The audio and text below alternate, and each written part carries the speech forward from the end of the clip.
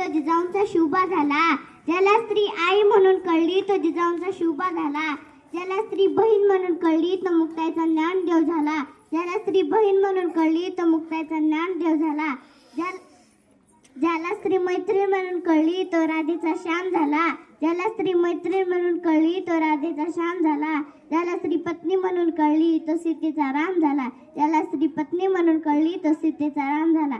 सन्माननीय व्यासपीठ वंदनीय गुरुजन वर्ग व येथे उपस्थित असलेल्या तमाम महिला भगिनींनो, सर्वप्रथम आयुष्याच्या टप्प्यावर आई, बहीण, पत्नी तसेच लेकीची भूमिका साकारणाऱ्या सर्व तमाम महिलांना जागतिक महिला दिनाच्या हार्दिक शुभेच्छा.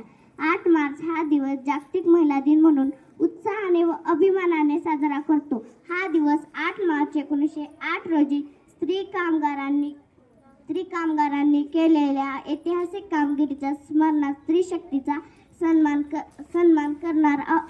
नारी हीच शक्ती आहे नराची. नारी हीच शक्ती आहे नराची. नारी हीच शोभा आहे घराची. नारी हीच शोभा आहे घराची. स्त्री व पुरुष ही संसाराची 2 चाके आहेत. स्त्री व पुरुष ही संसाराची 2 चाके आहेत. भारतीय समाज स्त्रियांना पुरुषांच्या सावलीत उभावे लागते. भारतीय समाजात स्त्रियांना पुरुषांच्या सावलीत स्त्रीचा गौरव करू चला आपण.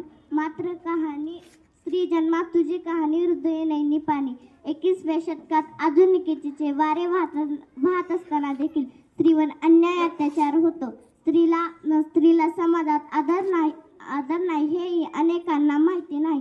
तरीही आज भारतीय प्रगतीपथाकडे वाटचाल करीत क्रांतिज्योती सावित्रीबाई फुले, इंदिरा गांधी, प्रतिभाताई पाटील, लता मंगेशकर, पी.टी. उषा, कल्पना चावला, सानिया मिर्झा, मिताली राज अशा अनेक महिला कर्तृत्वाने आपले अस्तित्व सिद्ध केले आहे. आज स्त्रिया स्वतःची ओळख निर्माण करीत आहेत. त्यांना हक्काची जाणीव झाली आहे. आज स्त्रिया उत्कृष्ट कामगिरी करताना दिसून येत आहेत. धन्यवाद.